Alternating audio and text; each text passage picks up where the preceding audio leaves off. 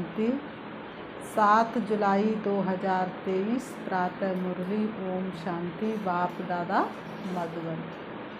आज बाबा ने सुनाया, मीठे बच्चे, अर्थ सहित बाप को याद करने से ही तुम्हारे पाप नाश होंगे, आत्मा पतित से पावन बनेगी। नंबर 1 सब्जेक्ट है याद की। मीठे बच्चे, अर्थ सहित बाप को याद करने से ही तुम्हारे पाप नाश होंगे, आत्मा पतित से पावन बनेगी। नंबर 1 सब्जेक्ट है याद की। प्रश्न बाबा ने किया, मनुष्यों की अर्जी क्या है और बाप उस अर्जी को कैसे पूरा करते हैं? मनुष्यों की अर्जी क्या है और बाप उस अर्जी को कैसे पूरा करते हैं? उत्तर, मनुष्य बाप से अर्जी करते हैं, ओ गॉड फादर हमें पापों से मुक्त करो, ओ रहम दिल बाबा रहम करो। बाबा सभी की अर्जी सुनकर स्वयं आते हैं और पापों से मुक्त होने की युक्ति बताते हैं। बच्चे तुम मुझे याद करो, सिर्फ बाप की महिमा गाने से कोई फ़ायदा नहीं, चरित्र गाने से नहीं है, लेकिन राजयोग सीखकर चरित्रवान बनना है। गीत है भोलेनाथ से निराला और कोई भी नहीं। ओम शांति। ये महिमा किसकी सुनी? बिगड़ी को बनाने वाले की। भक्ति मार्ग में तो सोचते बिगड़ी को बनाने वाला श्री कृष्ण है, लेकिन वास्तव में श्री कृष्ण की आत्मा तो खुद ही गिरते गिरते उनकी तो खुद ही बिगड़ गई, लेकिन बिगड़ी को बनाने वाला शिव बाबा है। आदि मध्य अंत की नॉलेज सुनाने वाला वह है, ऊंचे ते ऊंच।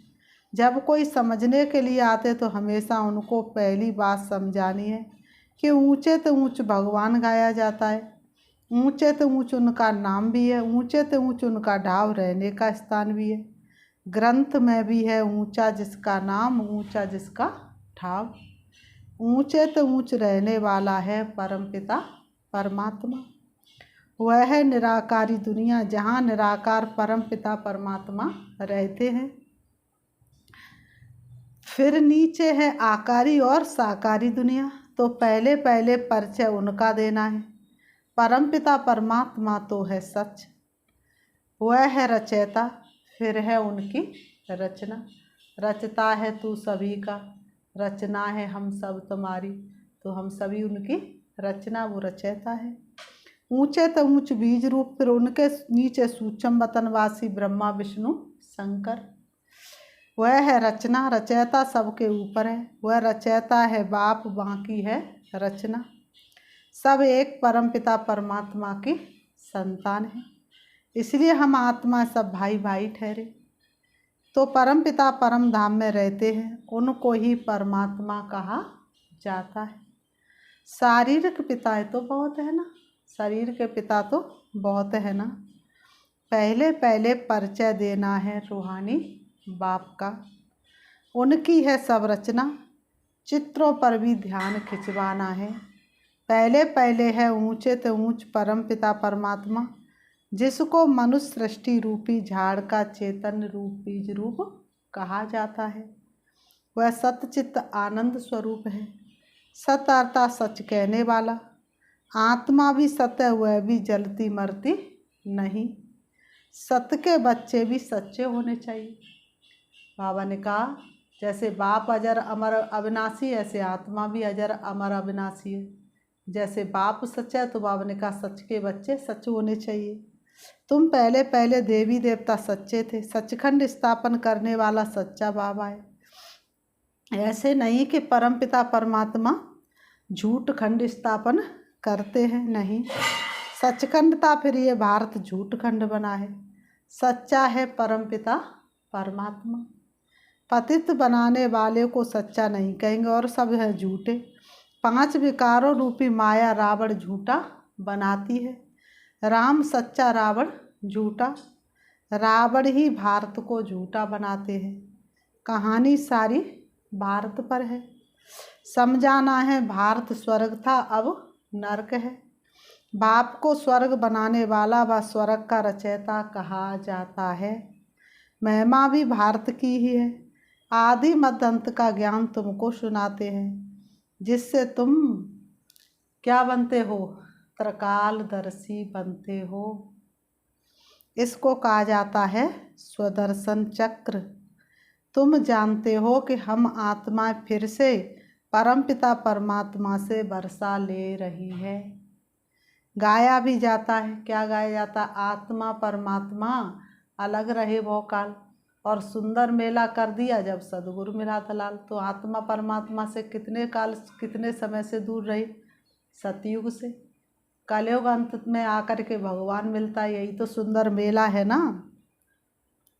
तो बाबा कहते अभी ये मिलन बहुत सुंदर मंगलकारी है। आई मधुमंगल घड़ी, मन में हर्ष अपार, मधुबन में का है सखी, फूलों में छाई बहार। तो इतना सुंदर मिलन कोई हो नहीं सकता।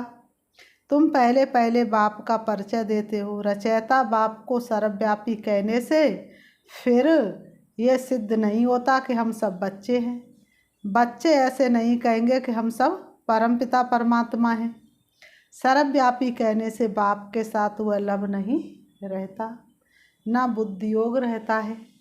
भारत का प्राचीन योग मशहूर है, वास्तव में बुद्धि का योग लगाना है बाप से। सर्वव्यापी है तो फिर योग किससे लगाएं? क्या अपने आप से लगाएं? अगर परमात्मा सर्वव्यापी है तो योग किससे लगाएं? अपने आप से लगाएं या मनुष्यों से लगाएं?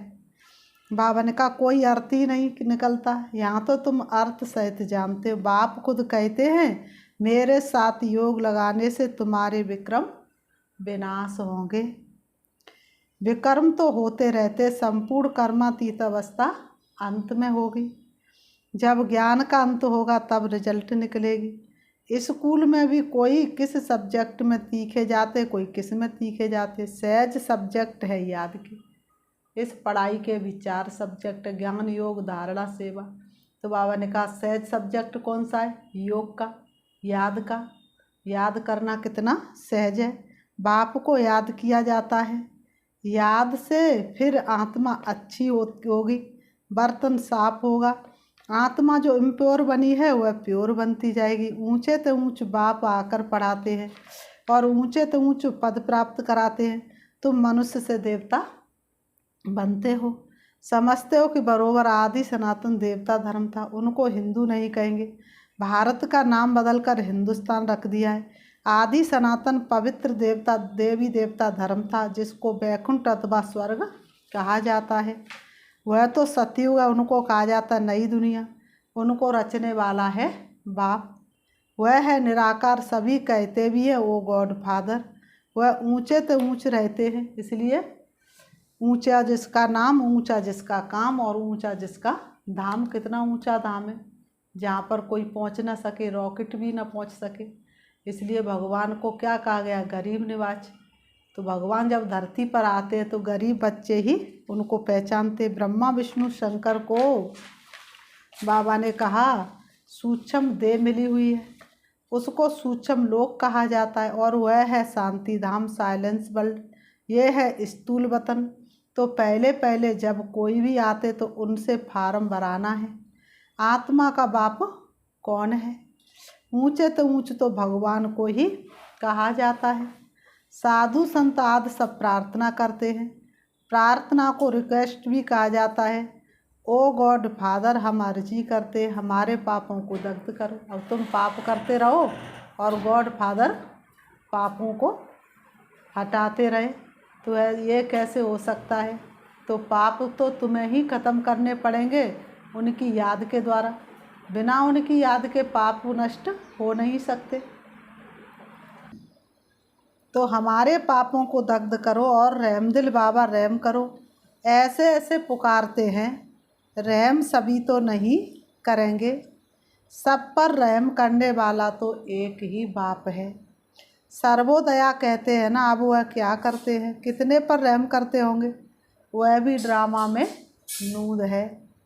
इस समय जो कुछ चलता है उनसे तुम भेंट करते हो। गीता भागवत में ये बातें है नहीं। गीता है ज्ञान, बाकी चरित्र आदि की तो कोई दरकार नहीं। स्टूडेंट टीचर के चरित्र गाते हैं क्या? मास्टर की बैठ महिमा करने से कोई भी फायदा नहीं। बाप की सिर्फ महिमा करना वह ज्ञान का सागर है, सुख का सागर है। इससे कुछ भी मिलता नहीं है। अभी तुम बच्चे समझते हो कि बाबा हमको राजयोग सिखलाए त्रिकालदर्शी बनाता है, अर्थात तीनों काल और तीनों लोकों की नॉलेज देता है। तो तुम मास्टर त्रिलोकी के नाथ भी कहला सकते हो, त्रिकालदर्शी भी कहला सकते हो। बरोबर हम तीनों लोकों को जानने वाले नाथ बनते हैं। ये राजयोग है, हम बादशाह बन रहे हैं। बनाने वाला बाप है, पारसनाथ कहते हैं ना, वह है लक्ष्मी नारायण। बल उन्हों के मंदिर हैं, लेकिन मनुष्य जानते नहीं कि ये कौन है। लक्ष्मी नारायण हैं पारसपुरी के नाथ। पारसपुरी सतयुग को कहा जाता है। तुम ये जानते हो कि बरोबर श्री कृष्ण के हीरे जवाहरातों के महल थे, पारसनाथ थे। तो पहले पहले ये समझाओ कि ये मानते हो कि सभी का रचयिता बाप है। ब्रह्मा विष्णु शंकर का भी वह रचयिता ठहरा। पहले तो ये निश्चय करो कि वह बाप स्वर्ग का रचयिता है। स्वर्ग में आदि सनातन देवी देवता धर्म वाले थे। उन्हों को ये नॉलेज कब मिली? बाप कहते हैं कि मैं कल्प कल्प संगम युगे आता हूँ नॉलेज देने। बरोबर तुम सतयुग आदि के पारसनाथ बन रहे हो। कितनी फर्स्ट क्लास नॉलेज है। यहाँ बैठे हो तुम समझते हम बाबा से स्वर्ग का वर्षा पाए, पारसनाथ पारसपुरी के मालिक बनेंगे। बुद्धि जानती है कि लक्ष्मी नारायण आदि देवी देवता कितने धनवान थे, बहुत जेवर आदि थे, बड़े साहूकार होते हैं। तो पहले पहले बाप को जान, उनसे वर्षा लेना है। पहले पहले शिव बाबा को जान करके उनसे फिर वर्षा लेना है, याद से वर्षा लेना है। सूक्ष्म बात यह है, हीरे जवाहरातों के कितने बड़े बड़े महल थे। सतयुग में कितने बड़े बड़े महल थे बताओ। अभी वह ख़त्म हो गए हैं। तभी तो कहते कभी घी गना, कभी मुट्ठी भर चना, कभी उसमें भी मना। सतयुग त्रेता में घी गना, द्वापर युग में मुट्ठी भर चना, और कलयुग में तो उसमें भी मना, कुछ भी नहीं। तो फिर अपने समय पर खड़े हो जाएंगे। पहले थे फिर ख़त्म हुए हैं, फिर होंगे ज़रूर। ड्रामा में नूद है, ये बुद्धि से समझने की बात है। लड़ाई में भी सब टूट फूट जाते हैं, फिर नए सिर महल बनाते हैं। महल ज़रूर बनाए होंगे, तुमको साक्षात्कार होता है कि बरोबर महल है। हमने बनाए थे, ऐसे नहीं कि सागर के नीचे चले गए तो अब निकलने हैं, नहीं। ये तो ड्रामा का चक्र फिरता रहता है। वह समझते कि लंका रावण की अथवा सोने की द्वारका नीचे चली गई है जो फिर निकलेगी, परंतु ऐसे तो है नहीं। अभी तुम द्वारका के मालिक बन रहे हो। कितने माला माल थे, धन दौलत सब था, अब सब गायब हो गया है, सब ले गए। फिर ऐसे ही होगा। पहले पहले बाप का परिचय देकर फिर चक्र का राज समझाना है कि ये कैसे फिरता है। सतयुग की स्थापना बाप ही करेंगे। अब बाबा सम्मुख बैठ कहते हैं कि मुझे याद करो। इस याद की योग अग्नि से ही तुम पतित से पावन बनते हो, और कोई उपाय नहीं। योग अग्नि से आत्मा पतित से पावन बनती है। पतित पावन बाप ही आकर पावन दुनिया स्थापन करते। फिर तुम गंगा के लिए क्यों कहते हो कि ये पतित पावनी है? जप तप गंगा स्नान आदि करना, ये सब भक्ति मार्ग की सामग्री है। भक्ति मार्ग पहले अव्यभिचारी था, फिर व्यभिचारी बनाए। आधा कल्प लगा व्यभिचारी बनने में। 16 कला से 14 कला, फिर कलाएँ कम होती जाती। ये ज्ञान सागर बाप समझाते। ब्रह्मा विष्णु शंकर को ज्ञान सागर मनुष्य सृष्टि का बीज रूप नहीं कहा जाता। परमपिता कहने से बुद्धि ब्रह्मा विष्णु शंकर तरफ नहीं जाती है। आत्मा परमात्मा बाप को ही याद करती रहती है। आत्माएं परमपिता परमात्मा बाप को ही याद करती रहती हैं। जब उन्हों को दुख होता है सतयुग में सुख है तो कोई भी पुकारती नहीं।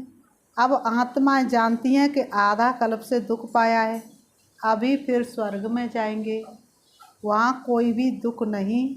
इसलिए सतयुग में बाबा को याद करने की दरकार नहीं पड़ती। ड्रामा अनुसार बाबा हमको सुख का वर्षा देकर ही जाएंगे। मनुष्य जब बूढ़े होते तो वानप्रस्थ में जाकर बैठते, गुरु करते हैं। यहाँ तो बाप स्वयं आकर सदगुरु बनते हैं, कहते हैं कि तुम सबको साथ ले जाऊंगा। ऐसे और कोई भी कह ना सके। साथ में तो कोई भी नहीं ले जाएंगे, हर एक को पुनर्जन्म जरूर लेना पड़े। पाठ में तो आना ही है। मैं तो घड़ी घड़ी जन्म नहीं लेता हूँ।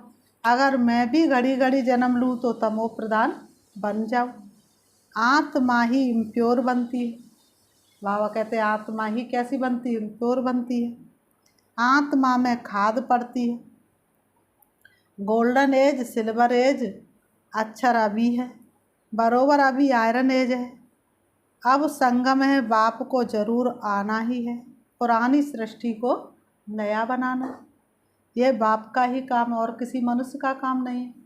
जो पुरानी सृष्टि को नया बना दे, मनुष्य का ताकत ही नहीं।